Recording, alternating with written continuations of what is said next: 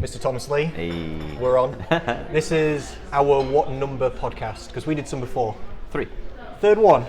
We did like maybe 2 that worked technically, and then I think we may have done 1 or 2 where we ruined it by not being technically advanced enough to actually record. I'm playing that game right now. This is podcast number 4 of the Slum Society show, but it's going to be the 3rd one uploaded to YouTube. I invited down last time Anita Zumba Grant. Mm-hmm. She originally joined my actual 6 Steps to Slim Fat Loss program. Yeah. Did extraordinarily well. Reversed aged herself to the point where she said she'd not been that slim since before she was 20. Nice. Before she was 20. Now I'll not say what age she is. Of course not. I know that's a little bit rude, wouldn't it be? She's a Zumba instructor herself. And I was going to say Zumba. Yeah, is that like? Yeah, she's a Zumba instructor. Is that her? It's not her actual name. That's though. not a real name. She's that's not. She added it in. That's a Facebook name. I'm just using the Facebook tag. In case people want to search. Yeah. It's a good idea. She lost all her weight and then she joined me now. She's now a supporting coach on my program. She used to be a nurse. Ooh. She's a qualified nutritionist. She's a Zumba instructor. I invited her down. She's an amazing person. Yes. We spoke for an hour. It was amazing. She was very confident, on surprisingly. Boom. Because never been on camera, really ever before. Some people freeze. Yeah. Or to go monotone, I think I know what to say. Like I'll shout out Martin from the second one. At the beginning of the podcast, he was a bit like this. Yes. Okay. Yes. Okay. Yes. And then by about halfway through, just calm down. Loosened up. All good. Forgot about the camera. It's gone. Could not shut him up. And then it went for an hour and a half. And he's like, yes, I want to come back on again. I'm like, good. I want to bring you back on again. Excellent. So I brought her down anyway. Ruined it by having... I figure feedback coming from the charging wire into the microphone as well. So I've got the video and I've got the audio, but it's got a really loud, just constantly over the top of it. Yeah, that's not good. No, but with technical issues, but you're learning. With power on anyway. I know, with power on anyway. It's fine. I like these because I like to think of it when things go wrong. I get excited because I start to think in the future about the hero's journey story. But what's your motto anyway on your group? Win or learn. Hey. It is because that's all you do. And I learnt a lesson. There you go. This time we've changed the equipment. We'll see if it works. We'll see if it works. The only thing that could go is the battery because it's not currently plugged in. That is true, but we'll see how it goes. I trust it. We trust it. I trust it. We'll see how it goes. So if the podcast just stops, then we reappear. I don't know if we'd reappear or not because it might just end. But then I'll upload it anyway. So if it just goes off, I'm imagining it might come up with a warning signal saying low battery towards the. Yeah. At some point. Anyway, I'm gonna have to make this tea as well. Yeah. Did you? I watched your podcast with Will, and I'm really hoping you don't do the same thing right now. This is just how I make it. This is not legit. legit. I've had feedback about the podcast with Will from a lot of people. Yeah. Lots of people enjoyed it. Yes. They said good chemistry. They said quite funny. They said not boring. Beautiful man. Everybody kicked off about the tea. Yes. All my members are furious. Of course they did, because this is a stupid way of making tea. Why? I don't understand why everybody gets so aggravated. Everything's going in the same cup. No, just no. All right, I'm not going to do it. Don't do it. I'm not going to do it. I'm going to do it the normal way. You haven't learned otherwise, have you? Do you know what? I said this last time, but do you know what I figure I might do? It'd be a little game if every time I come on the podcast, I make the tea slightly more ridiculous. I think yes. By podcast number 8, I'm putting the tea bags in the kettle and brewing it. Now what? Well, I was thinking on the way here, because I was thinking about the other podcasts you've done so far. Yeah. And the tea thing did come to mind. Yeah. So I was wondering if you're going to do the same thing. Well. But it reminded me of my time in India. And actually, they make chai. And they do that in a massive kettle, basically. And they put, just like you, they put everything in. That's because they know how it's done. Sugar, the tea leaves. Do you know where you can get chai tea? Not like legit. Around in any supermarkets. I only really go to Tesco. You can get it. And I've been to a couple of different Tesco's and not seen it. I've only tried it once. I think, no, you can. If you went to sort of an Asian supermarket, they'll have it. There's a couple of those on Aberdale Road. Yeah. But if you want to drink chai, then there's quite a lot of places on Aberdale Road that you can go and have some chai. We'll take me on a date. Because they basically do pudding places. So they do late night pudding and chai. Because Asian people don't drink too much. Exactly. So they go dessert. They go desserting. Yes, I understand. Just a different way of slowly killing yourself. The reason I'm biased towards the Tai Chi is that Tai Chi. The Tai Chi. That's the slow ninja. Yeah, it is. No, the chai tea. Yes. Yes, the chai tea. Is I'm not a Buddhist, but I do try a little bit. Yeah. And in monasteries on mountains and things like this, like you say, India, Tibet, these places, they go heavy. I've just put too many sweeteners in that tea. But this because I don't usually make it this way. Yep. Now it's gone wrong. Now I've got 3 How sweeteners. many? 3? In that tiny little tea. And now I've only got 1 for the next cup. What you're going to need to do is drink a little bit of it, then top it up. I'm just going to go in. I'm not sweet enough, you know. I'm not scared. I do not mind these sweeteners at all. I made a video for my Facebook page about these sucralose sweetener, completely inert chemical. Yep. Safe, we do not mind. Safe as I'll ours. make a right mess. Yep. Thank you for coming down to talk to me anyway. No problems. I don't see you often enough. You had a couple of things you wanted to talk about. Yeah. You work at Nuffield. I work in Nuffield, yeah. You wanted to talk about what's going on at Nuffield. Yeah, we can talk about that. You work at Chesterfield one? Yeah. Is there only one? There's one in Sheffield, one in Chesterfield. Yeah. So I've been to the Sheffield one. Yeah. They do a 3-day free pass or 5-day free pass. Yeah. Can't remember. Depends. They have different offers on at different times. And it's very good. It's a good gym. It's very good. Good equipment. The equipment was amazing. Yeah. Absolutely everything. They're rolling out a refurb across their entire. This one's just been refurbed, the one in Sheffield. Yes, they've had it done. Yeah. Ours hasn't had it done yet. It's amazing. But in any Nuffield gym, you'll find swimming pool, sauna, jacuzzi, Love it. steam room, Love it. and a decent gym. And then probably a beauty suite, so a beauty therapy suite where you might get massage and different beauty treatments. Yeah. Probably a physiotherapist in every single club. So it's more like a health spa then than it is a gym or what? Yeah. Yeah. So sounds like it. Well, it's part of the wider company Nuffield Health. So that is a good point. It's That's a good point. So they have hospitals, they have clinics. Really? You know, they take probably 50% of their surgical procedures that they do are referred from the NHS because the NHS are too busy. Okay. They go, we can't fit these operations in Nuffield. Can you do it? Nuffield go, of course, because we've got time and space. I didn't know about any of this. Life is easy. I didn't know about any of this. So they'll take on that. But they are actually a charitable. They've got charitable status, so they are non-for-profit company. Really? So what's meant to happen is basically any profits that are made are filtered back into the company after people's wages and all that stuff. Of course. Which means that they're looking to build really high quality care, but also offer a lot of charitable stuff as well. That's why they've hired you. You are the head personal trainer at the one in Got a lot of love. So it's a senior well-being personal trainer. Senior makes you just sound old. That's slightly true. That doesn't even sound like you're in charge. I'm one of the older PTs. Well, yeah, but it doesn't sound like. Guess my age. It doesn't sound like 12. It doesn't sound like you're in. I know what you mean though. In charge. It sounds like you're all. I'm not really in charge. I just cost more than the other personal trainers do. That's it. I don't tell what the other personal trainers to do. Why are you more advanced than the other personal trainers? And why are you more expensive? Well, you know me. You know why. I know, but come on, flirt with me. Flirt with me. I'm just. What's the role difference? That's what I'm asking. Why is the role difference is basically I have a few additional skills that maybe some of the other PTs don't have yet. There's a few other qualifications that you need to do through Nuffield itself. So they make you do some case studies of your clients to show that you know what you're doing, and they'll scrutinise that and basically do a Viva on that. You did this? Yeah, and they do an online exam that you have to pass, then they do a movement assessment video you have to watch and then critique and say what you would correct and what might be going wrong and what parts of the body and so on and so forth. So can I say something to start off with? Please. That sounds way freaking better than the level 3 personal training, which is goddamn awful. Well, anyone can be a PT, can't they? I know, and it's a good thing and it's a bad thing. It's a good thing because it means when I was 17 or 18 and decided that I was going to go off on my own and become self-employed and then go into the health and fitness industry and eventually end up here doing this. Obviously I didn't plan for it to be exactly like this, but it means there was nothing holding me back from starting or trying. Yeah. There's no entry level, which is decent. Yeah. The exams, you can buy the level 3 personal training qualification on Groupon for 20 quid.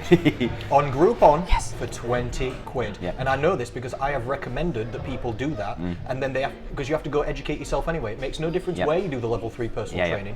I went to Envisage in Sheffield, which are a very high quality level 3 personal training qualification, but it's not their qualification, it's through YMCA. Yeah. and it's freaking terrible. It's so outdated. Yeah. It's got all the wrong stuff on it. No, exactly. They don't teach you how to assess movement, what you just said. They don't teach you how to build training programs. No. They don't teach you anything about nutrition, which, to be fair, it's not illegal, but personal trainers are not qualified in nutrition, so that's not in it in the first place. You don't have to prove that you can train anybody necessarily. You don't have to prove that you can train yourself. Nope. It's a multiple choice exam. Yep. Literally. Easy. Yeah, you can buy it on Groupon. You can just fill it out and then it's done. And so people who want to be personal trainers have come to me in the past and said, how do I get started? And I tell them, look, you've got two options. You can go to a company like Envisage and you can pay what? $2,000, $1,000? Something like that, yeah. I can't remember. Let's say £1,500, and they will support you through it, and they will make sure it gets done, and you'll go and sit in classrooms with tutors. You can ask questions, you can say you don't understand, because although the stuff's basic, it's literally GCSE level qualification. There's a lot of it to get through. I think the thing that most people struggle with on that course is the anatomy and physiology aspect of it. So you do have to know some very basics about anatomy, but it's a memory game. So if for me, I did A-level biology, well, there you go. It's university stuff and GCSE biology. And it's not a problem. For somebody who hasn't done that though, it's a bit of a stretch. It can be a bit of a straight off the bat. Yeah. But you can self-teach that stuff. I just YouTubed it all. And it's, what do you mean by the anatomy stuff? Describe to me something that you mean. Well, anatomy and physiology that you get examined on level 3 is pretty basic in terms of they want to know, do you know the names of the quad muscles? Oh, Do you know what their action is? So there's a series of actions that your body does through movement, and there's certain planes of movement that you have that are described clinically in anatomical positions. And so they want you to know the basic information on that, so that if you were to give somebody an exercise, you would know what plane of movement they're moving in and what joint action is happening. That's probably one of the best things they teach on the level 3 personal training course, and it's probably one of the least utilised things by personal trainers, because I reckon they themselves don't understand it. Well, like we've discussed before, because these courses don't actually help people become good personal trainers, they end up... Which sounds ridiculous. They give them How is that possible? I guess as well, we don't want to rubbish all qualifications, because actually there are some legitimate tutors out there that are knowledgeable and they care, and they're going to help the you. people at Envisage, they know way more. It's not their fault that the qualification sucks. It's the curriculum It's that YMCA's helps fault that the qualification sucks. And like with Envisage, for example, in Sheffield, they teach that course, don't they? And their instructors are amazing, and they know a lot around that as well. So you can ask them questions. They'll teach you a little bit more around it, which is the advantage of going to pay the money. So you can pay £1,500. You can go and sit in a classroom. Somebody will help you. You'll learn more, and it won't be too bad. Or you can just pay the small 20. You can download that shit yourself. Fill out the multiple choice quiz. It's a bit confusing because half the questions don't even make sense, and it's a bit confusing. And then you can fill it out, and now, you're qualified. Oh, yeah. Yeah, sure. Now you're a health and fitness professional. Oh, yeah. Now you are safe to tell people what to eat and how to move. Did you know what the most crazy thing though is? And I might have to fact check this. Go on then. I think you can just be a personal trainer without any qualification anyway. If you wanted to, you could just start an online business saying, I'm a personal trainer. Yeah. You don't actually need any qualifications. I don't imagine you do, because the only reason you need the qualifications for the insurance. Normally to get insurance or to get a job. If you just sacked off the insurance, or to get a job in a gym. So if you sacked off the insurance and crossed your fingers and then got a garage gym. Yeah. You don't actually need it. The same as being a nutritionist, it's the exact same thing. There's no such thing as a nutrition qualification, really. I mean, there is such thing as qualifications, but you don't need one to say you're a nutritionist. No. Which again is good and bad. It means there's no entry level, but it also means there's no standardization. It means basically everyone's shit. It's that's why nearly all personal trainers suck. Yeah, and I think it's because they're either naive, and so they're going into an industry that they don't understand. That's true, because it's much different and more in depth than people think. Yeah, but often, from what I've seen anyway, is that a lot of the PTs that come through tend to go to college and study sport, maybe something like that, and then think, maybe I don't want to do a degree, I'll try PT for a while, see how that goes. Or someone might be at university and they're saying, do a bit of PT on the side, or, very few people think long term. Go full in for the career. So I think, and the industry is big, it's varied, isn't it? Yep. So there are different elements of this industry that we're in, the fitness industry, that you can aspire towards. And I think the issue is that we don't necessarily promote finding what you need to aspire towards. So for instance, you have ended up going down the route of nutrition. Yep. Probably more prominently than anything else within this industry. Oh yeah. Right? Yeah, way Obviously, more. Way more. Your business is built around that. Niche And more like to clinical nutrition. Yeah, now, exactly, Which I yeah. didn't even expect. Yeah. Didn't even do it on purpose necessarily. Yeah, but you kind of discovered that. Yeah. But that's because you're driven. So Yeah. you're self-educating. You know, you want to be good at what you're doing, and you continue to progress. And people like that tend to have success wherever they're going. But often, what happens in all education, starting to get political, is it narrows the view of where you might take something. I agree. For instance, school examinations and how they teach in schools is predominantly academic teaching. So not much practical skill. Agreed. And won't necessarily foster for people who are more practically minded. So I'm dyslexic, Yeah. and so academia, not that easy in terms of the style or the format of learning. So if I was to read something on a page, the words can jumble around. I have weird sort of short-term memory loss when it comes to numerical things and people's names and stuff like that. So I can't cram for an exam. Yeah. Like I'll just. Some people can literally cram and then they can go and do an exam. That's and me. Yeah. So, I cheat all the time. so for me, I can't do that. Cheating. If I know something, I know it. It's because I've chewed on it. It's because I've had to embed it in my mind, Okay. or visually learn it, or whatever. So school was not. I was literally predicted at beginning of my GCSEs U's across the board. Use. Just unfailed, just incomplete. Not going to get it. I think you're a genius. You're going to get I'm nothing. I'm not even exaggerating. You're definitely a highly intelligent man. This is how you. But this is the point. So intellect is not linked to academia. Academia is a form of intellect. Now, what we should be doing is trying to help people understand what sort of intellect they've got and pursue that. Yeah. So if you're Richard That's Branson, you're a big, He was also dyslexic. very wasn't he? dyslexic. I thought he was. Yeah. Failed school, all that sort of stuff. Yeah. But obviously driven. Yeah. So he went and started business. Yeah. And again, that's a lot of that is practical, isn't it? And just hard work. Yeah. So yeah, when it comes to personal training, I think it's the same. I think our industry is very varied. And so whenever I see new PTs coming into Nuffield now, I'm often sitting with them and asking them, okay, so what's your thing? Who's your avatar? Who are you targeting? What's your passion? Do they know? Sometimes. Sometimes. But often not. When I started, I wouldn't have known. I lied. For my first ever personal training sort of job interview or whatever, they said that to me. Yeah. Who's your avatar? I said, everyone. And he went, good answer. And I was like, all right, fine. But the thing is, right, you've got, maybe you're probably a bit younger than I was going into the game. So Yeah, maybe, I'm I've not joined sure. I've joined this game a lot later in life. Okay. So little history of me, if you want it. Do it. I'm a bit boring. So plumber by trade. Plumber. Oh, yes. So did that from leaving school at 17. Weirdly, this is how things come full circle, right? Go on then. I wanted to study health and social care at A levels. Yeah. Okay. Started the course because I literally grinded my way through GCSEs to get 5 GCSEs so I could get onto A levels. Due to the dyslexia, you're Yeah. working real hard. I had to work twice as hard as everyone else to get mediocre scores just so I could start A levels, which were also academically things. So as soon as I started them, half a year in, Really hard work. can't do it. In So- my opinion, A level's harder than university. Hard, but also I just couldn't learn that way. So stopped that. Thought I'll do something practical. Yeah. Did plumbing. Went for plumbing, yeah. So did that for a couple of years on my apprenticeship. Then went self-employed at age 19. So Very I've been nice. working myself for quite a long time. Did that Very for a couple nice. of years. After working for myself for a couple of years, then worked for British Gas for probably about 3 or 4 years. Yeah. And then during that time got married. Then at that point, after about 3 or 4 years in British Gas, we both decided, let's quit our jobs and go and live in India for a year. I know, this is amazing. It's just such an unexpected turn. Yeah, It's just such we both got really good jobs, Yeah. good career path. So she's a medical statistician. Yeah. She had a really good job at Sheffield University, which she still has. She came back to it afterwards. They were like, come back, please. They were ringing her up in India saying, we're just wondering if you wanted to do a PhD. We'll fund it. It's fine. Just come back. Please come back. So they wanted her back. So as soon as she came back, she was straight back in there. She's way smarter than me. Marry up. That's the key.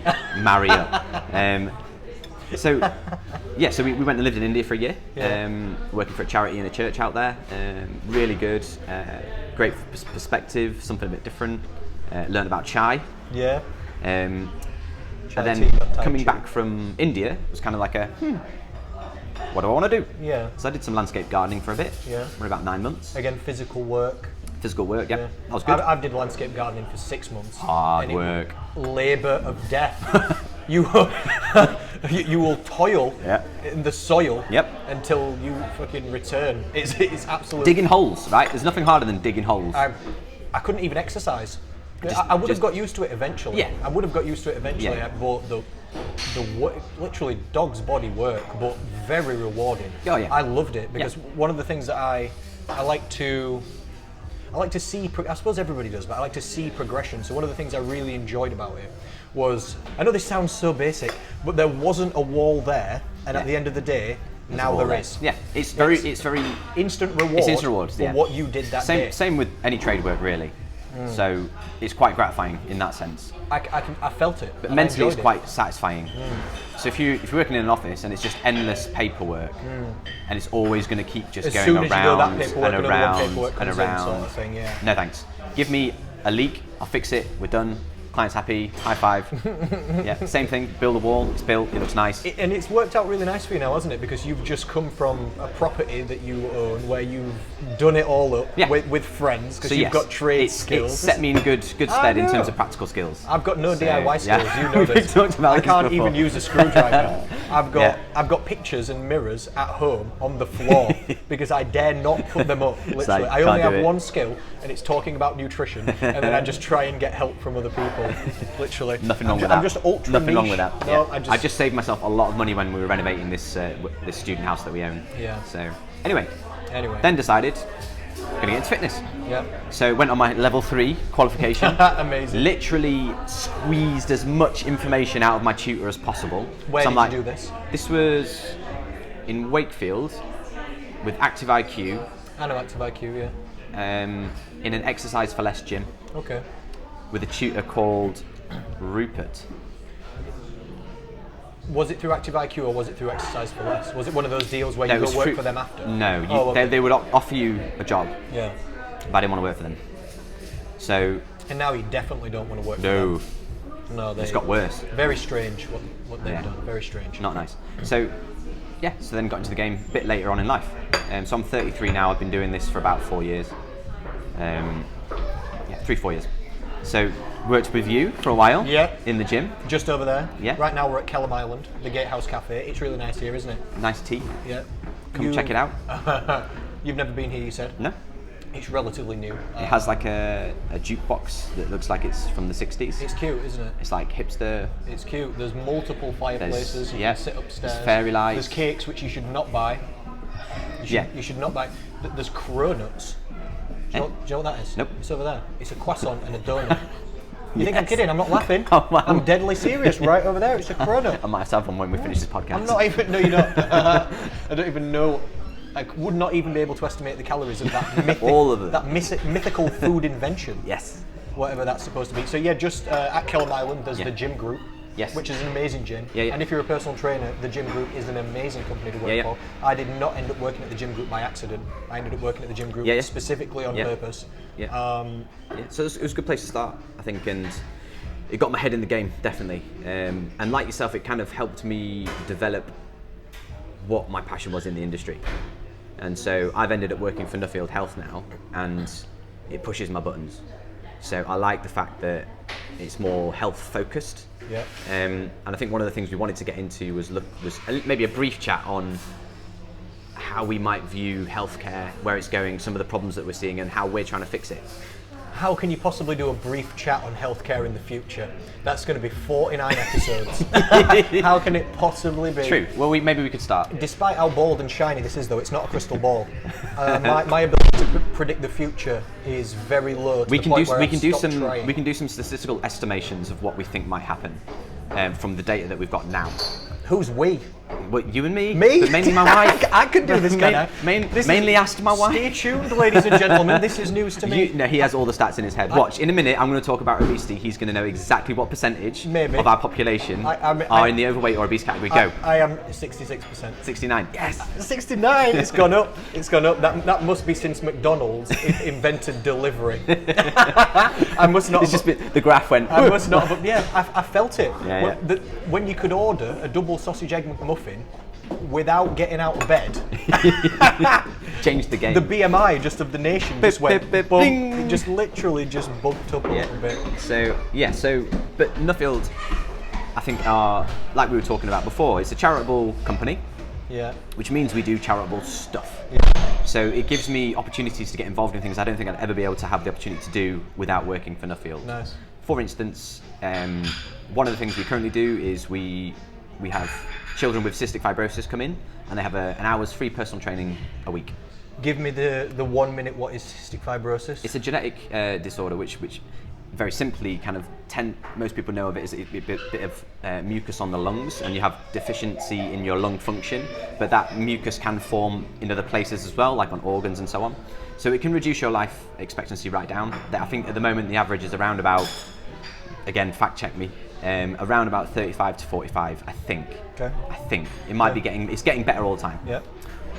But what they have shown is that adhering to exercise from a young age, if you've got cystic fibrosis, prolongs your life expectancy. Does it really? So, surprise. So, do you mean exercise is good for you? No way. Revolutionary. No way. Revolutionary. There are certain illnesses that obviously exercise isn't good for you though. Yeah. So it's not this, but in general, exercise is good for you.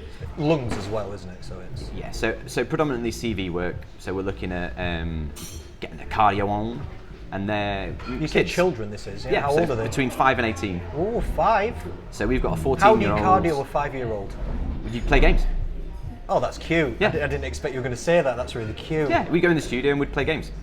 Like what? Tag. Yeah, literally. Like relay races, dress up relay races. So you have to go and put on a hat and a scarf. First person goes, comes back. Schoolyard games. I'm getting out of breath doing that because I'm going to win. That's right. So, the chocolate eating game, because people with cystic fibrosis have to eat way more calories than we do. Yeah. Something like 3,000 more for like an average male. Every day? Every day. What? They are all skinny because of this genetic disorder. So they have to eat loads and loads. So have you heard of the chocolate eating relay game? It's a dice game. So, giant dice, bar of chocolate, hats, gloves, scarf, knife and fork, right? That's all you need.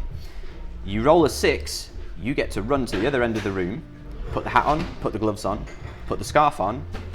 You have to use the knife and fork and start opening the packet of chocolate. Wait. This is like Cadbury's bar with different sections, the squares. That's hard to open with a knife Exactly. and fork, with gloves on. Whilst other people are trying to roll a 6 behind you, so you're panicking. Pressure's on. Pressure's on. If you get in, you get to start cutting, and you're only allowed to eat one slice at a time, one cube at a time or whatever. Okay. So you're in, check. You might just be about to put it in your mouth, but if someone rolls a 6, you have to drop it all, take it off, they're taking over. Okay. So this gets them cardio and calories. Cardio and calories. This is like the perfect This is game. the opposite of what I'm used to, Tom. You blow my mind. Yeah, this is. Usually I'm playing the opposite game with people today. Yeah, exactly. Don't do cardio. This sounds way more fun to my members. If they see this, they're going to be like, "Can we do cardio and chocolate?" I'm like, "Look, wait, hold on, steady on." See you at the showroom next week. You'll come with some hat and gloves and a bar. That'd be ridiculous. So anyway, so they do things like that, and I love that. So, just getting stuck in with them, doing some cardio, having some fun. That's one of the things. The other thing that we're just about to embark on, which is really exciting, is I'm part of an initial panel to help create an exercise format for men with prostate cancer who are on ADT, which is basically like a chemical castration. And so obviously that means you no longer produce testosterone. Sounds familiar. Yeah. So what we're, again, surprise, exercise is beneficial for these men. Yeah, I've got a story for you about prostate cancer as well. Please bring it in a sec, but I'll just finish this little bit. Go for it. So we're currently, I think historically they've trialed like a 12-week exercise period where they could go and have 12 weeks of personal training, and they showed that it was really beneficial. Surprise. Yeah. But obviously that's quite limited, and it's only short term. Like anything, when it comes to long-term change, it's about adherence. Mm-hmm. So we're now looking at how do we get these guys to adhere. So Nuffield have partnered with the NHS, and Hallam University are running this study over the next 5 years to see if we can do it better. Do what better? Get these guys in the gym, basically. So we'll do like some initial training over a 12-week period, but we're looking at taking them on for like 12 months. And so, that way we can actually potentially see a bit of better adherence with exercise. Hopefully it will help them in terms of their quality of life on ADT. And it will create a long-term study. It will create a long-term study. Because we all know that it's obvious, yes, of course it's going to help because it's exercise. We know it's going to help with mental health. We know it's going to help with physical health and so on. But to get funding to do this sort of thing, you need to have something down on a piece of paper. So doing these sorts of studies is key in actually getting the funding needed so that these guys have got access to come in and do this course. So this study's happening in Sheffield? Chesterfield and Sheffield. Yeah, with Sheffield Health University and your Nuffield Health, and you're part of this. That's right. That sounds nice. How many people you got going through this? Do you mean clients or trainers being trained in it? Prostate cancer patients like going. So currently we haven't got any. Oh. So because this is a brand new concept. This is totally. So hopefully we'll be getting some through the door as soon as possible. We just need to finish off iron out a few kinks. I'm there actually next Thursday. We're doing a bit of a panel with some of the bigwigs of Nuffield to see what's what. Well, I can see what you mean then, where when you're working for this company, you would not get that. It's unlikely that you get that opportunity to be involved in a study like that. And do. That's pretty specific, and that's good. What was your story? Oh, yeah, it's a ridiculous story, really. Actually, when I worked at the gym group over there, I had a client, and he was called Dr. Amin Gudazi. And he was a very high-level doctor and a very beautiful and intelligent man. And we were talking about prostate cancer because I have testosterone replacement therapy, which is why I said sounds familiar to the lack of testosterone thing, even though it's for a different reason. That massively increases my risk of prostate cancer just by like absolutely loads. So because I have this testosterone tattoo to represent the testosterone replacement therapy that I have, he noticed that, knew it was testosterone, said to me, what's that for? I told him that, he said, oh, what about prostate cancer? I said, what about it? And then we started talking about this, and then he said to me, do you have any black friends?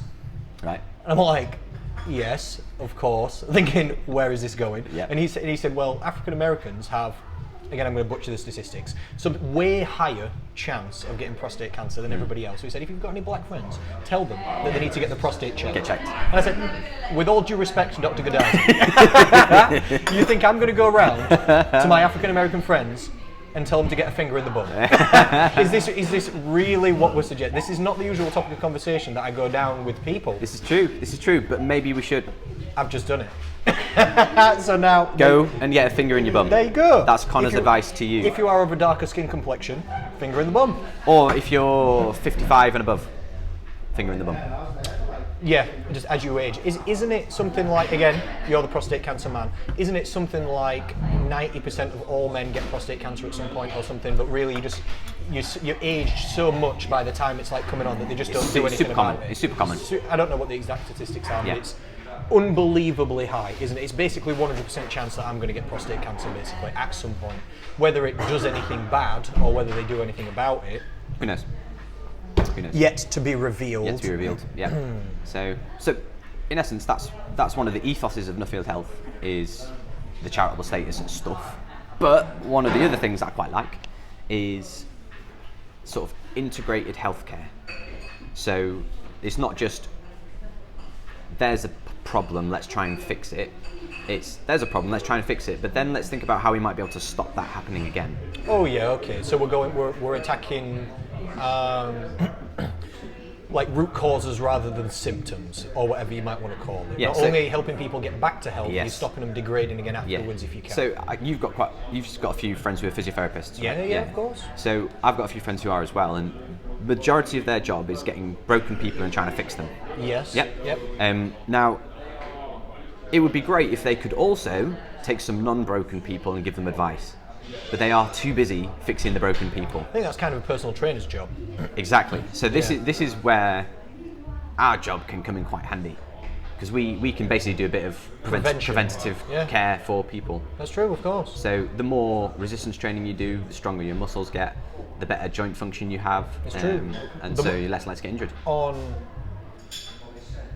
On a graph, on a scale, there's all-cause mortality, which is all forms of death. Yes. Any death from any kind, the more muscle mass you have on a directly proportional scale, the longer you'll live.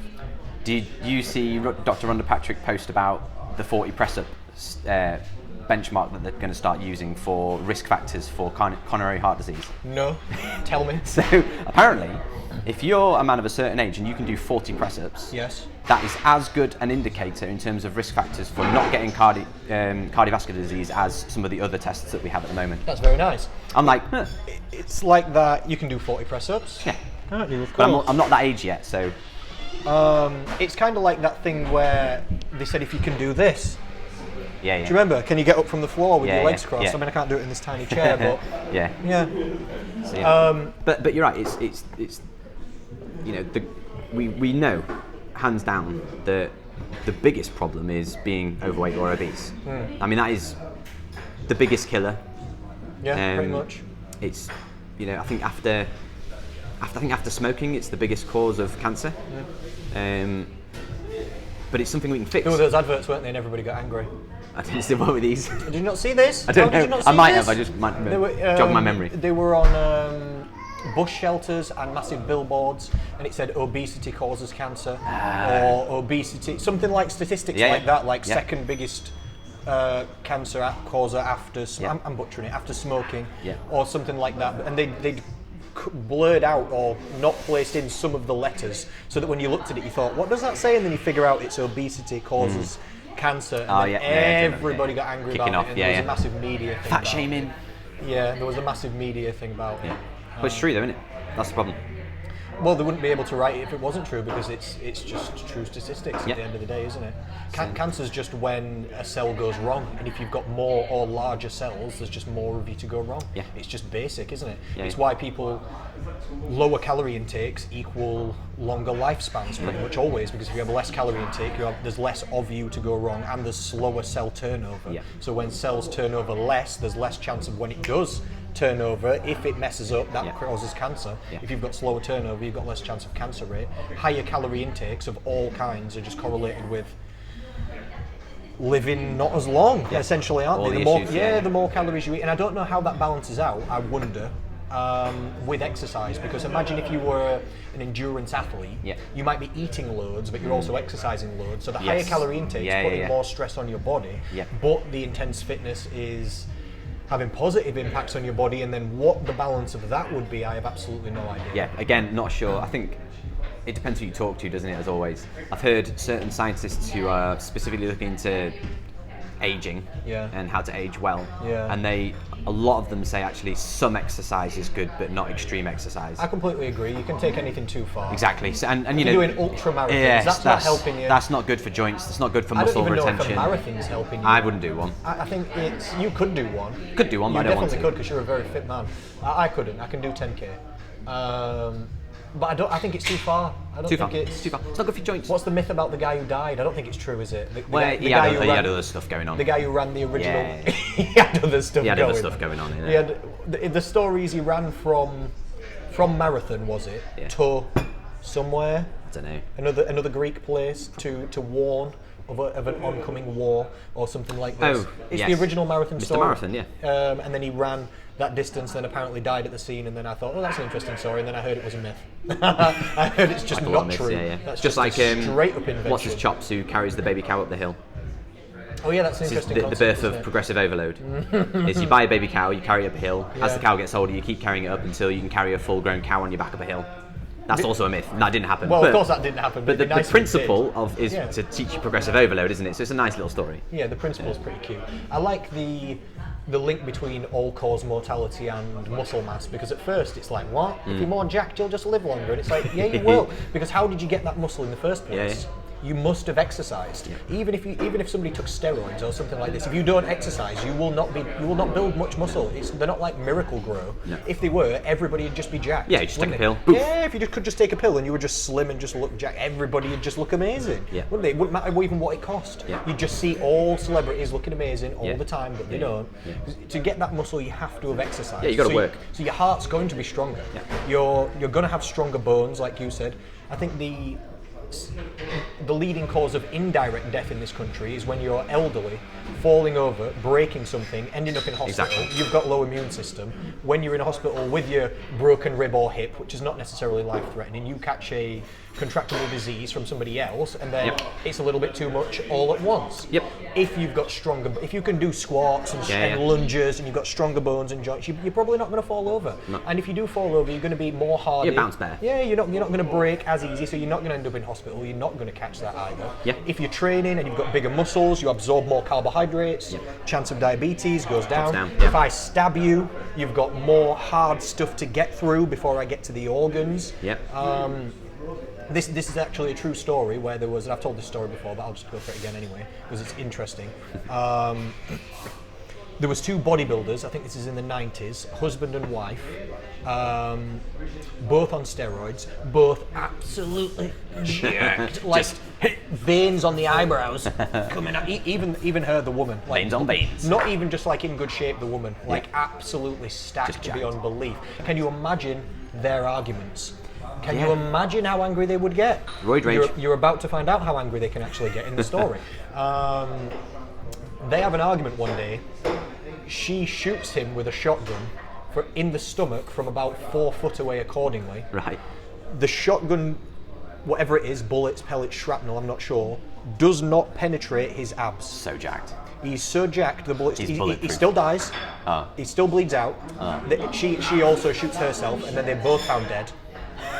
I know, it's rough. It's a rough story. And it's freaking hysterical. Just like, can you imagine how angry? But he's still found dead. But the bullets, it had gone in, but it had not penetrated through to his organs. Just imagine if he'd have flexed at the right moment and just pushed them back out. Or just like... Just like Wolverine. Bounced them back off. That'd be crazy. Yep. So muscle mass is sort of useful. You're going to die anyway. Probably slower than you would have though. Probably, yeah, probably. Yeah. I had a friend as well, and you know this person, but I won't mention the name. But they took a lot of steroids, enough steroids to kill a bull, literally. So this guy's literally as wide as he's tall, and he's got no neck. He's on that bulldog mode. He's got no neck at all. He was in a car crash. The car rolled twice. He's in the passenger seat, not driving. It's like, this is a while ago. He's like younger, and it's like. Probably chavs being ridiculous in small cars. Anyway, the car rolls over twice. His head smashes through the window. His traps are so big that his neck does not snap. And the nurse told him, or whoever it was at the hospital, that if his neck wasn't that thick and stacked on the side with that big trap muscle to cushion his neck, it would have probably snapped his neck and he would die. Hashtag steroids save lives. That is true, but for a lot of things, isn't it? In what way? What do you mean? Steroids do save lives. Oh, well, I need it for a medical reason, so I have testosterone. It's not saving my life. I wouldn't die without it, necessarily. Helps for little babies. In what way? What do you mean? So if you, like, one of my daughters had to have steroid injection in the womb. Oh, I'm talking about anabolic steroids. But it was to help her grow. There's like corticosteroids. She was getting jacked in the womb. Oh, it was actually. She needed to get bigger. She literally needed to get bigger. So what did so they they needed her heart to be stronger. Deca. And a bit of Deca, bit of test. You can give your wife some D-bolts. Swallow these. She came out of the passage angry, just like punching. Just as she came out, jacked. Stronger heart.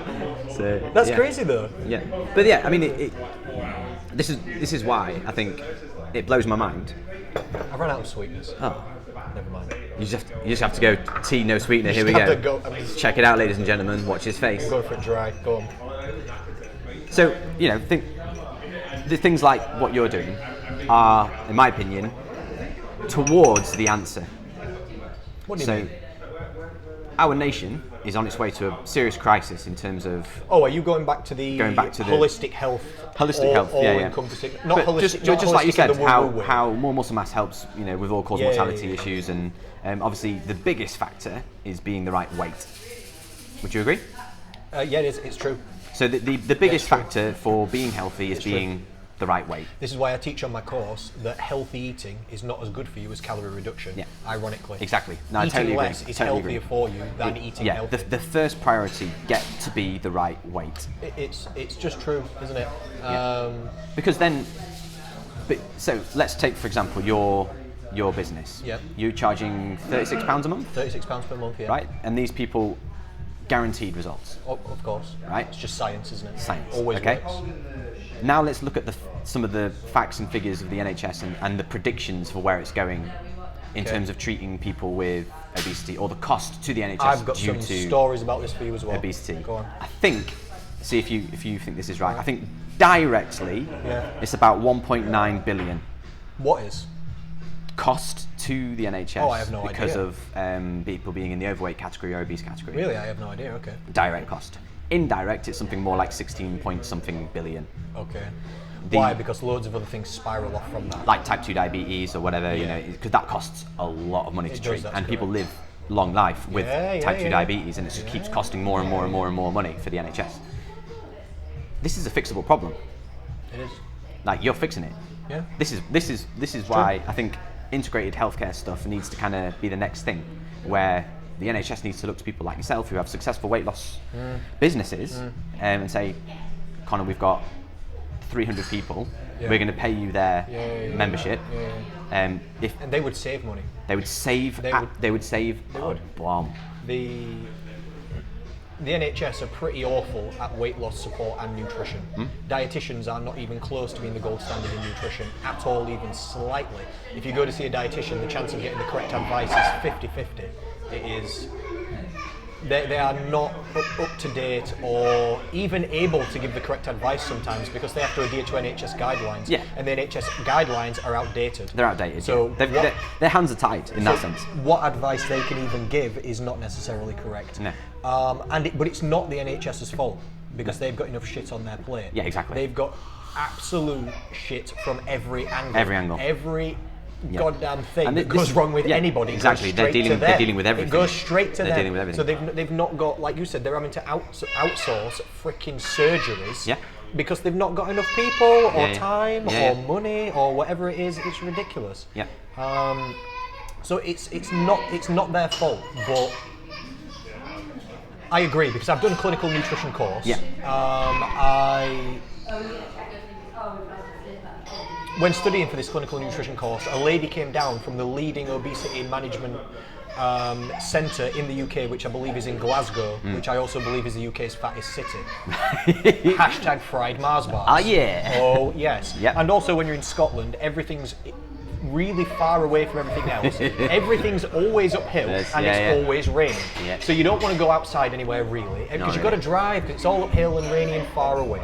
So they've got fried Mars bars and rain. This is a recipe for absolute disaster. This lady came down.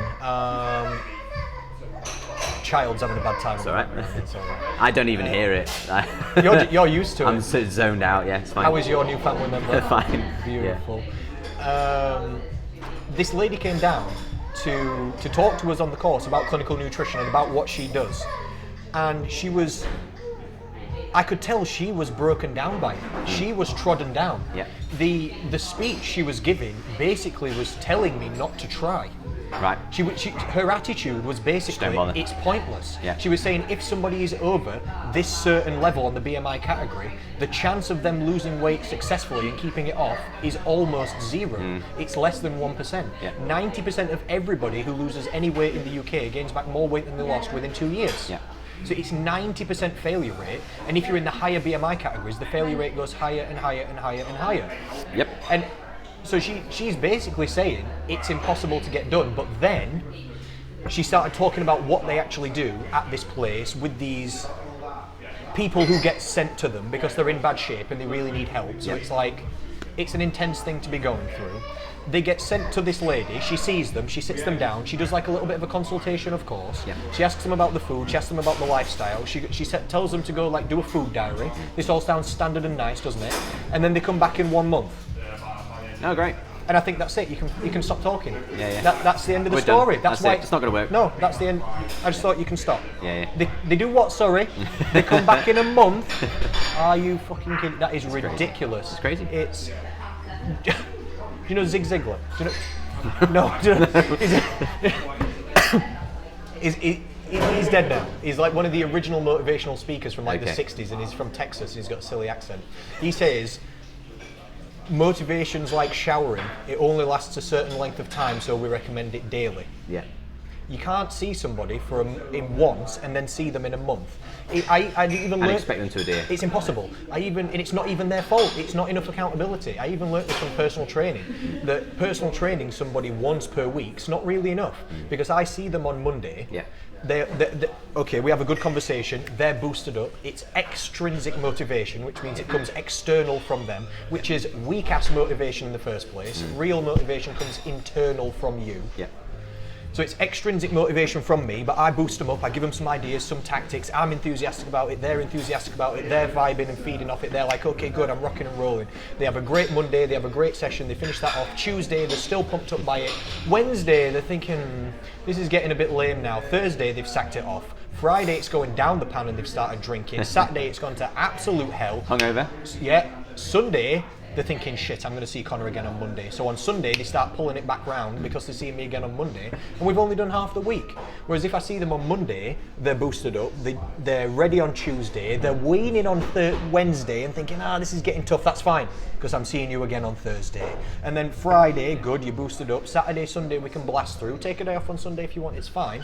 And then I'm seeing you again. That's more like it. Or, like what you've done and what I do, you might see someone physically once a week. Yeah. Or what you do at the moment, Yeah. you don't necessarily see people physically at all. No, my program's But fully you have, online. you have People want it contact to with be them every day, if they want to. If they want to, If yeah. they want so to. there's access to that. But they'll probably see some sort of notification on the group or whatever that will Every day. stimulate their thought process. So, you know, I've done the same thing with my clients. Have a private Facebook group. Excellent. And you just put a bit of content in there. Yeah. It doesn't matter really what the content is. No. Obviously, always quality content. Yeah. But it's more of that, right, I need to keep going with this. That point of reference, that point of contact, a little bit of encouragement, a little comment from someone else to say, oh yeah, try that worked for me, or whatever it might be. And suddenly they're still staying on track. It's true, because even if they don't click your notification, they still see the tomorrow that It'll pop reminds up. them of Tom Lee. Yeah, exactly. And then they're reminded that they should be That eating burger's well going and towards doing their the mouth. damn training. Damn it. Shouldn't they? Yeah. Even if they don't click the notification, it's top of mind awareness and you've inserted yourself back into their mind, and that's good. Yeah. That's at least done something little. You're right, in my program, every single person's Facebook who's running the program automatically pings at 7 p.m. And whether they answer the notification or not, it says check into the group, but it basically says, hey everyone, how has your day gone? Has anything gone well? Have you learned anything? Do you have any questions, any concerns? Anything at all, let us know below. So everybody gets notified every single day that they can go onto that group any night after 7 p.m. And if they leave a comment on there, I check every single one, every single day, and there's 2 other coaches supporting, and then an entire family of people who are all there. They're checking into the program as well. They can see other people's check-ins, they comment back to each other and stuff, because it's not a massive program. We've got about 150 people at the minute, so it's small enough to be. Yeah. You see the same people like commenting and stuff like that again, but it's large enough that we're doing a good job and helping a lot of people. But yeah, everybody gets notified every single day. They can have that daily contact if they want to. We have optional in-person meetings. We've got a meal coming up on Saturday at Elmwood Farm that people can attend to if they want to. Nice. We've got a walk on Sunday coming up around Rother Valley, 5k walk. Yeah. Coming up, we've got step counting competitions that people can be in if people like Fitbits and everything like this. So yeah, they've got that constant little reminder contact, and support every single day. It's that support, isn't it? That's what the group is, isn't it? It's providing that element of support and education that people need to help them then have autonomy. So you've got. Well, I was just going to say that's 2 out of the 3 things you need, and then you just said the third one. Exactly. It's like we've talked about this stuff before. It's like you understand what you're talking about. Yeah, what you want it's about amazing. this is crazy. Help people achieve their goals. But yeah, you know, and it works. Of course, it works. Yeah.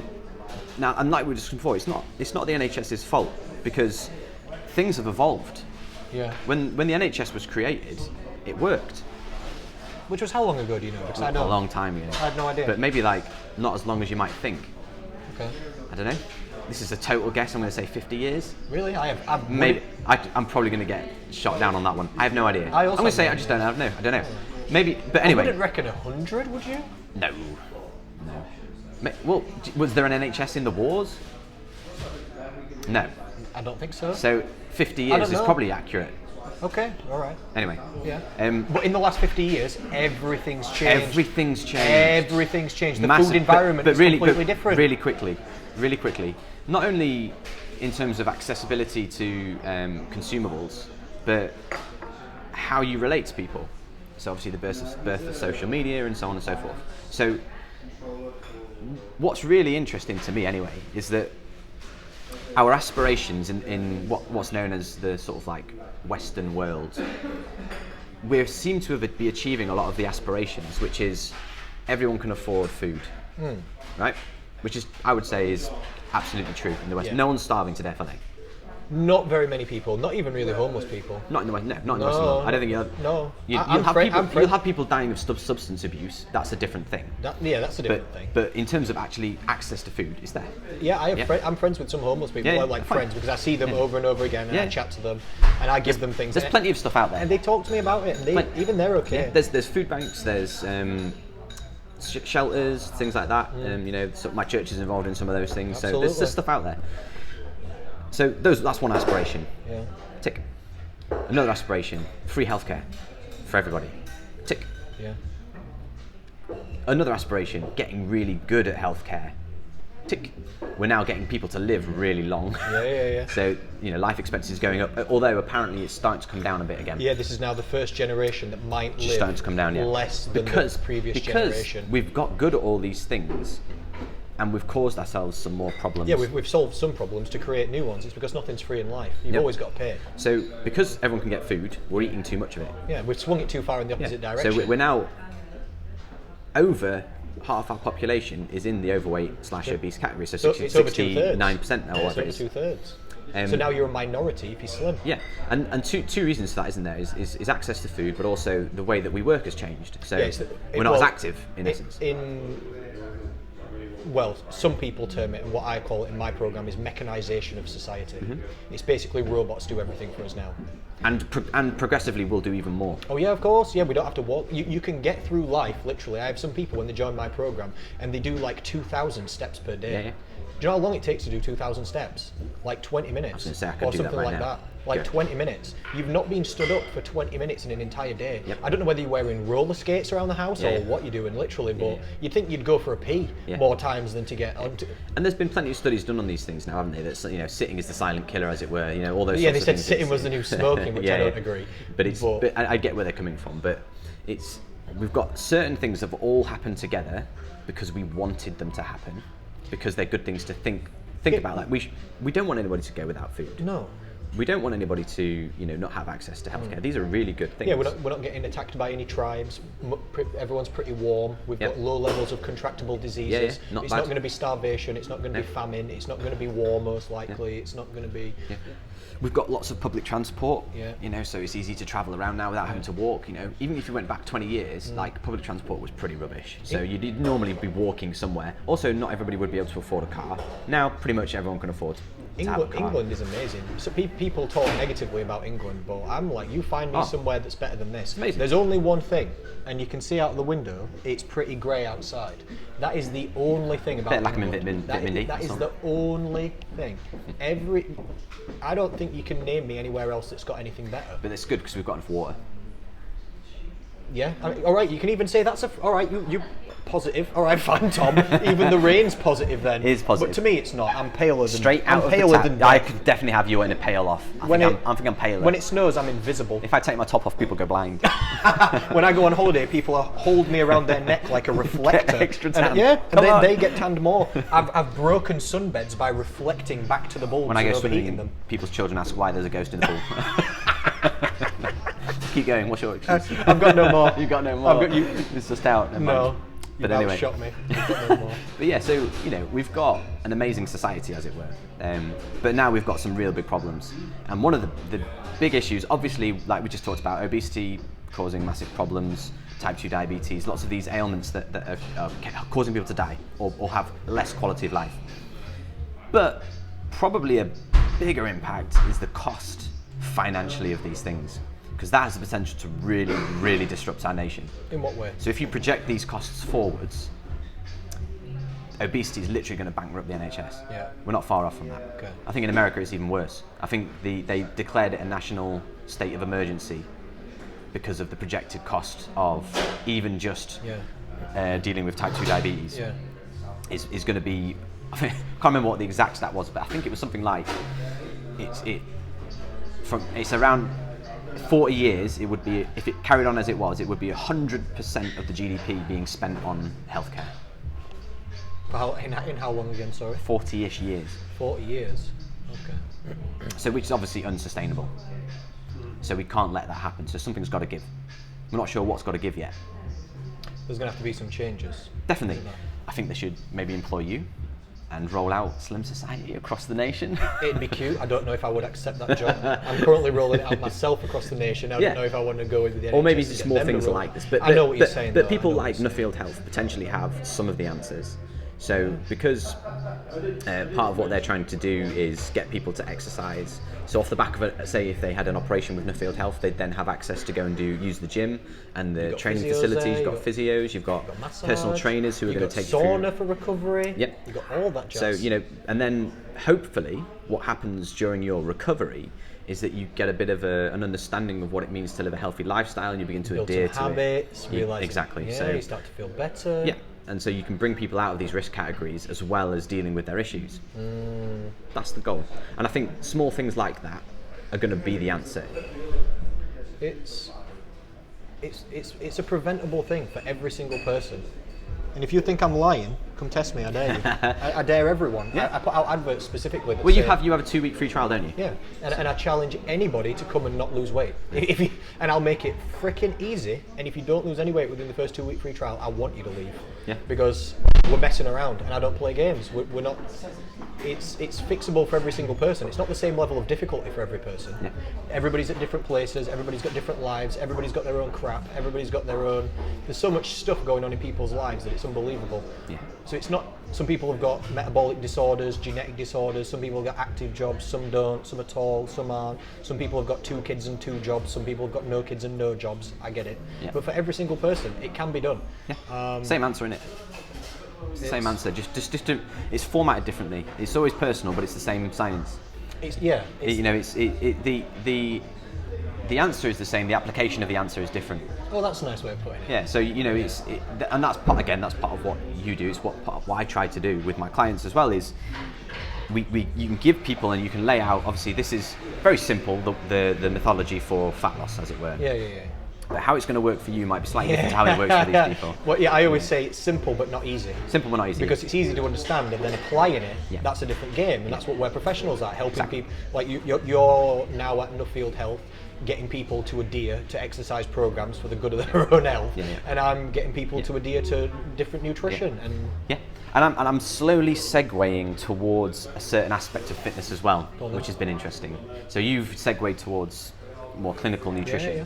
I seem to be segueing a little bit more towards anatomy and physiology. In what way? So recently did my sports massage course. Yeah. Really loved it. Yeah.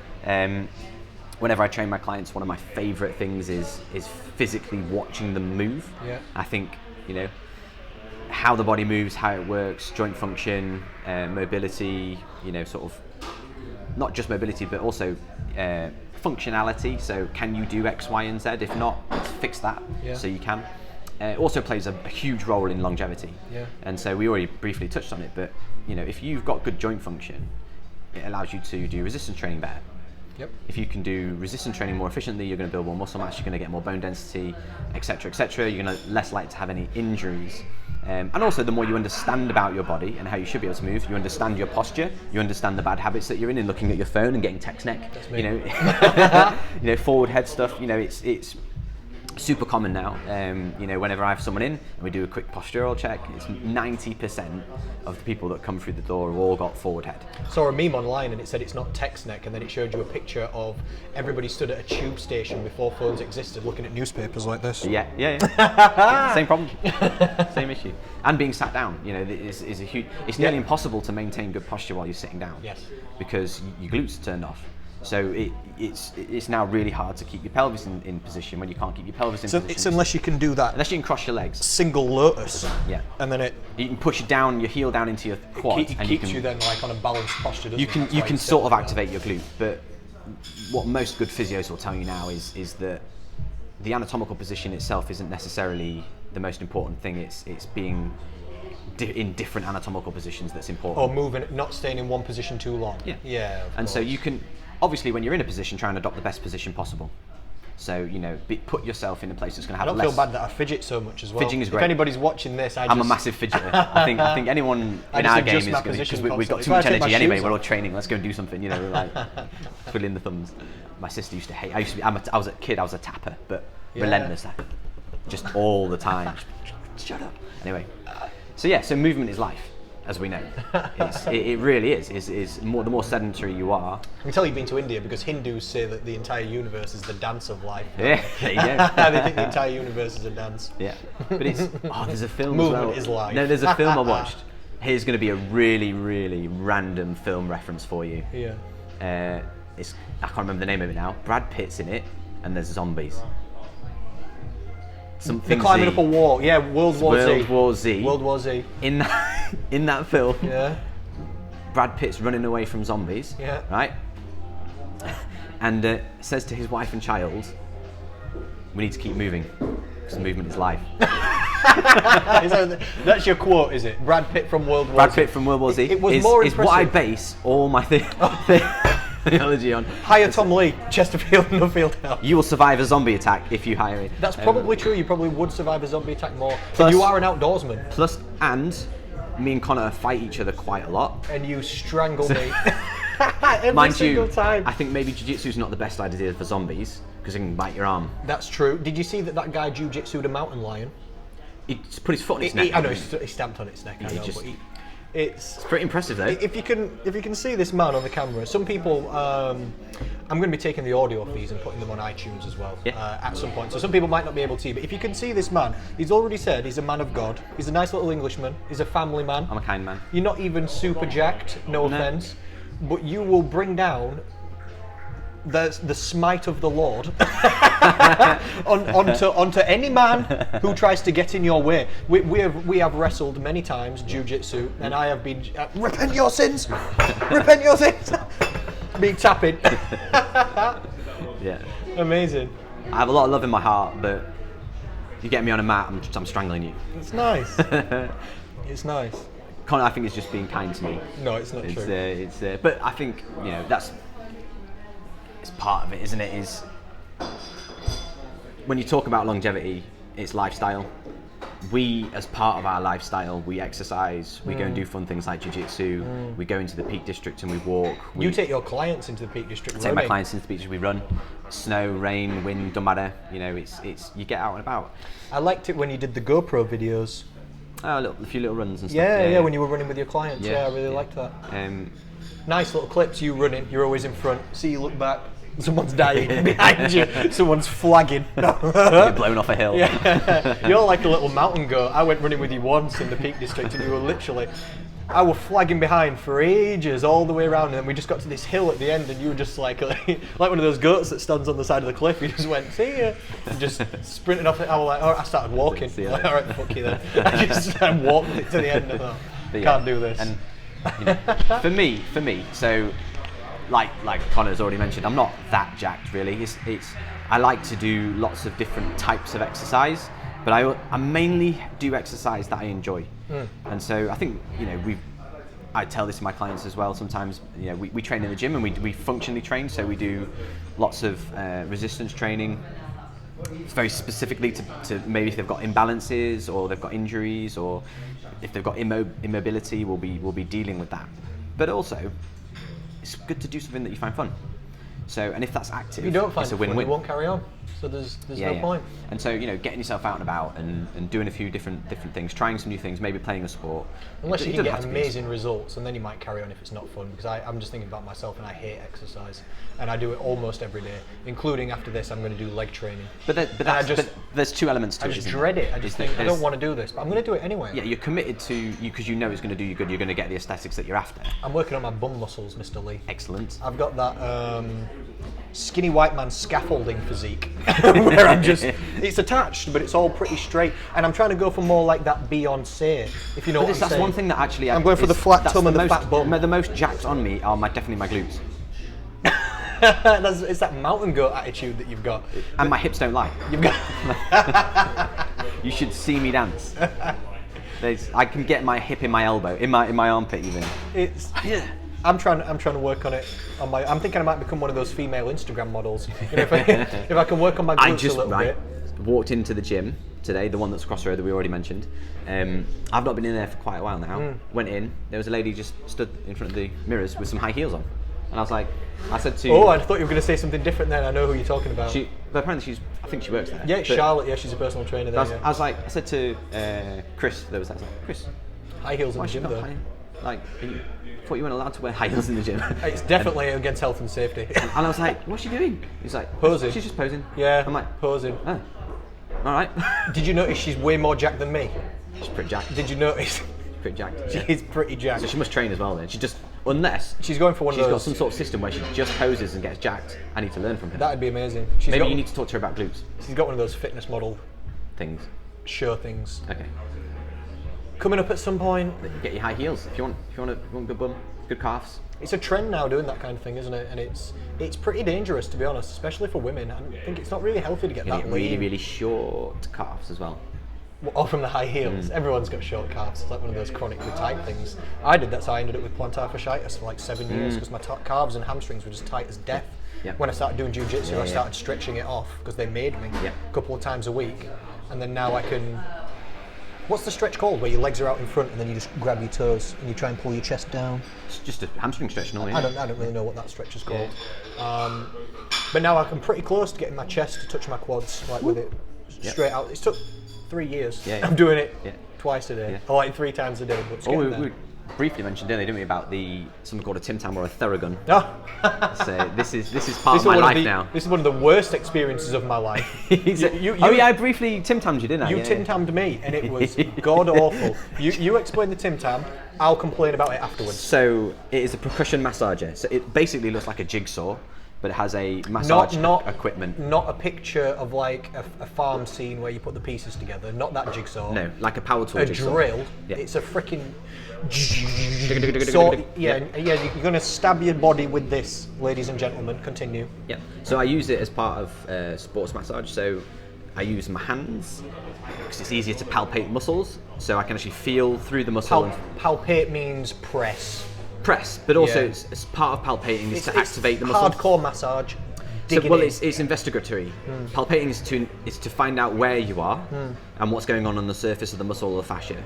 Then you might get that muscle to do its action, so you would be able to find exactly where it is and where its origin and insertion is in the body, so you can be very particular, very precise. I can't ever think about the word palpate without thinking about Brett Contreras. Do you know who that is?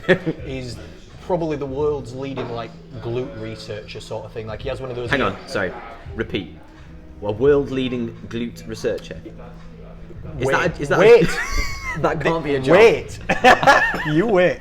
He's got an EM. Has he got a plaque on the door? Yeah, I bet. Just with a peach on it. He's got an EMG in his garage, one of those node things where it measures like electrical activity in muscles and stuff like this, and he does his own studies on women's glutes, and all he spends his life doing is palpating women's glutes. He's made this up. It's ridiculous. He's just made this job up. His website's called The Glute Guy, and you know, if you go on it, it's amazing. If you want to know about glute research, it's got all of the research for every glute exercise, everything ever done, and he just spends his life talking about how he just palpates women's glutes. I'm like, what are we doing? This is a ridiculous situation. Yeah. Well, yeah, I mean, it's important to palpate a glute. I've never palpated a glute. So you know what the piriformis is? Yeah. Yeah? Deep inside hip flexor muscle sort of thing. It's around the back. Yeah. And so you've got you've got your sciatic nerve that runs down your spine. It kind of then goes past your hip and down the leg. It's that piriformis is on trend at the minute, isn't it? Yeah. Oh. Piriformis, if you loosen off the piriformis, cures AIDS, gets rid of cancer, solves obesity. Really good for fat loss. Amazing for fat loss, releases toxins out of your body, solves world poverty. Yep. That is actually how Bill Gates cured malaria. There you go. Go on. I'm gonna carry on, but I'll just not. So yeah, but it's an important part of your glutes. In one, well, a part of your external rotator really. But if it gets aggravated, it can sometimes mess around a little bit with your sciatic nerve. Yeah. With most people, I think the sciatic nerve runs past it. Some people, the sciatic nerve actually runs through it. So it's not, if he gets aggravated, there's not a great deal you can do. So sometimes you see people like digging their elbows into people's piriformis. Like, this will solve your sciatica. Maybe not. So I've seen that aggravate it on people before. It can make it worse. I've seen that make it worse before. But often that's because people. I've seen it make it better as well. Though. Yeah. But often it's because people don't know what they're trying to do. Oh, okay. So because we have the wonder that is YouTube. Yeah. And we see fitness professionals like, yeah, just sit on this ball on your piriformis, it sorts out this, that, and the other. It's like, well, do you know why you're doing that? I think, and that's a good question for anything really, isn't it? Most people don't, they just try it, see if it works. Some people have success, some people it aggravates them more. So my fascination is trying to work out, well, why? Why is that effective? Is it legit? Is it just like a placebo? Well, I should hope you're trying to figure out what's legit and what's not. Because if you're not trying to figure that out, then you're not legit. So of course you are. But people often they'll do foam rolling and they'll do certain stretches. But why? Why are you doing it? Yeah. Why are you doing that foam rolling? Yeah, so mainly because you've seen it on Instagram. You know, it's just like anything, isn't it, in the fitness industry? You sort of see a bit of clickbait. You're like, oh, that's what I mean. It's on trend. Yeah, it's on trend. Yeah. So. Yeah, people get shot in war. They just like piriformis. It just recovers it. The next one will be your glute med. Guaranteed. Is that next on trend? That's next on trend. Watch this space. Is that the upper outer bit of the glute muscle? Or Kinda, yeah. But it's and then we can go back to like iliotibial band. That's gone back around a few times. What's the iliotibial band? Cause of all knee pain. Iliotibial band. It's the IT band. So down the side sheath, of the leg. The sheath on the outside of your bum, and then comes down the side and connects onto your knee. Yeah, everybody loved foam rolling that for ages. Yeah. Why? It's the problem of all. And what people don't realise is that it's a band. It's not a muscle. Yeah. Ish. Yeah. So it's not necessarily going to respond the same way a muscle would to foam rolling.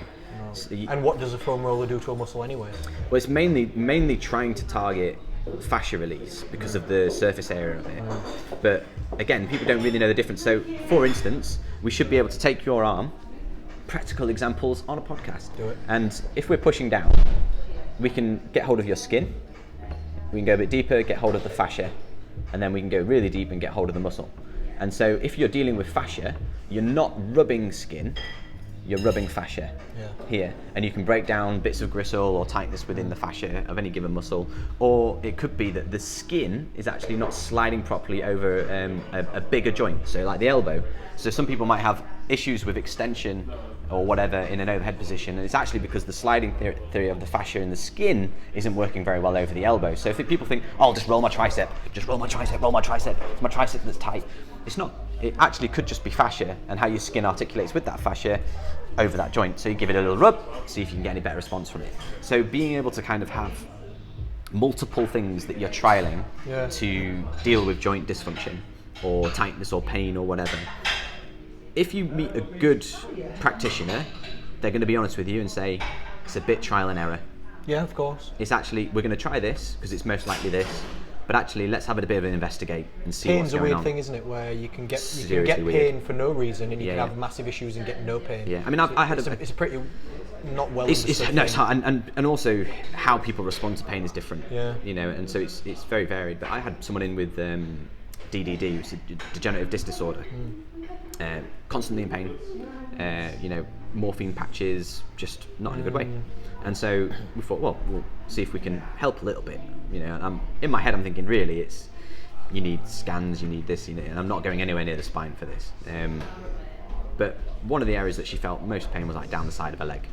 So I thought, you know what I'll do? We'll just see if we can just get you to chill. So have a lie down on your front, try and breathe, try and relax. I'm just going to I'm not kidding, the lightest bit of massage just on the side of her leg, just trying to push her muscles away from the bone a bit, just start getting them moving a bit, loosen up a bit. And she said it's the longest period of time she's been pain-free for afterwards was about 4 hours. I have no necessarily an answer for, it's because I did exactly the right massage to deal with your pain. But we tried something, and she got to have 4 hours pain-free. For somebody who's in chronic pain, that's amazing. That is amazing. I completely And so, little things like that I find very pleasing. And I think that's why I've ended up going down that segue within the industry. Especially like helping people. Yeah, I like helping people. It's the same reason why people say to me, because I did personal training every single day for 8 years basically, with zero, literally not even an exaggeration, basically 0 days off. And now I don't do any. People say to me, do you miss it? I'm like, no. It's because I didn't really like the personal training. I like helping people. And now I can help people through my online program in a way that's easier for me and them. It suits your mind. It suits the way your mind works, because, like we already discussed, like, you can cram for an exam, and you can academically absorb, and you can retain high levels of information which need to be distributed quickly on videos and super helpful. For me, I want to fix something. So it goes back to the plumbing roots. You're a plumber. It's give me something physical, and I want to see a response. You know, and so it's very gratifying for me to see someone who can't squat being able to squat without pain or whatever, without dysfunction or whatever. And it's helping people in a different way. Mine is helping a lot less people in a lot slower way, but it's much more personal in some aspects. They're physically in front of me. You're touching them. I'm literally touching them. I'm not even palpating glutes. I swear This is what you're missing out on, Connor. No, it's not for me. Later on, we can palpate your puriformis if you want. Be on trend. That'd be we could add it as a little side extra video on the thing. I want to ask you something about my ankle, actually. Because I was just thinking about it. You might not know the answer to this. I've asked a couple of people. They didn't know, so don't feel bad. But I've been running lately more, as you know. I've signed up to Chatsworth 10K. Cause this guy Edward in my group, shout out, he signed up with somebody else, and then they immediately backed out. Like 1 week later, immediately backed out. So he posted into my 6 Steps to Slim group, does anybody want to do a 10K? And I thought, I'm going to have to lead from the front here, and I'm going to have to say yes. I can't let this guy do this 10K on his own. And I've got 150 ladies, and if some of them are going to step up to the plate and support Edward, and I'm not, I'm playing games. So I thought, all right then, Coxhead, that's his name, fucking hell, we'll do the 10K, shall we? So I've started training. I'm training with another lady as well, Becky Creel from the group, shout out to her as well. But then the ankle. But since I've started running, right there, on the back, right there, it's not painful at all ever, it's just worrying me. If I take my foot from extended down, so I'm pointing my toes down, and then I bring it all the way up, when it gets past about there, it does a little click. Oh, ka-dunk. A little, and it does it every single time. Like every time. Every time. Yeah. If I stretch it out, it seems to get slightly better. Okay. But I'm just thinking, is that going to turn into something? Who knows? That's what everybody said. I'd have to get my hands on it. I'd start with the piriformis. I'd work my way down. It's a problem in your traps now, isn't it? I should change my 6 Steps to Slim program. I should change the 6 steps. Part 1 is piriformis release. Step 2 is calorie reduction, not step 1. Then you fixed it all. If you're the correct weight and your piriformis is loose, you might live forever. And finally, you get to palpate piriformis as part of your job. That's not what I'm aiming for. So have a look at it though. Yeah, we can have a nosy at that in a bit. I don't know what you'll think, but I'm just worried that if I just, sometimes little niggles like that, they're nothing. Like, if I do hanging leg raises, my right hip does a little click on the way down every time, and it's done it for 10 years. I know it's nothing. I don't even mind it clicking. I just ignore it because that's just what it does. But sometimes it's a little. Just a little click, and then after a while it's a thunk, and then after a while it's a something else, and then my foot's fallen off. That's it. So all right. I'll get my hands on you. We'll talk about that after anyway. Cool.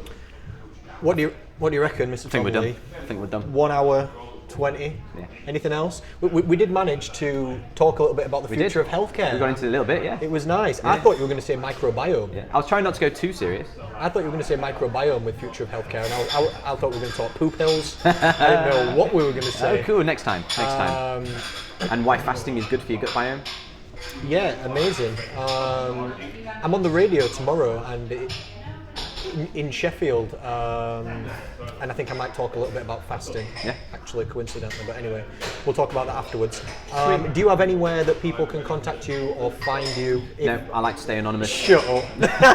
No, that's it. No, just leave me alone. No, I don't care. If you really want to come find me, I work in Nuffield in Chesterfield. Nuffield Health, Chesterfield. Come see me. You've got no online stuff necessarily. Of course I have, but. Not really. At the moment, I'm just for your clients. Just private. Just private for your clients. Okay, fine. In the future, maybe. You want to come back down and do this again? Of course. I hope so. Yeah. All right. Thank you. Love it. I really appreciate your time. Thank you, everyone.